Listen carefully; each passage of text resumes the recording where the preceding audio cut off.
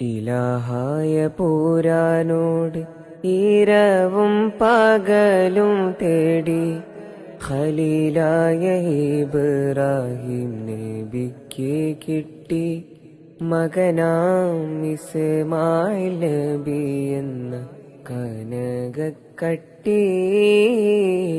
മലർമൊട്ട് പോലെ പോറ്റി വളർത്തുമ്പോൾ ഒരു നാളിൽ ഉറങ്ങുമ്പോൾ നബിക്കല്ലാഹ് കാട്ടി നബി തൻ കുരുന്നിസ്മായിലിനെ അറുക്കും മട്ടിൽ.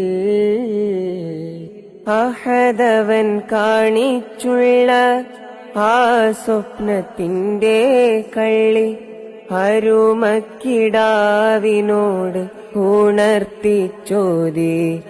അപ്പോൾ മറുപടി മകൻ ചൊല്ലി ഉറക്കെ ചേതി.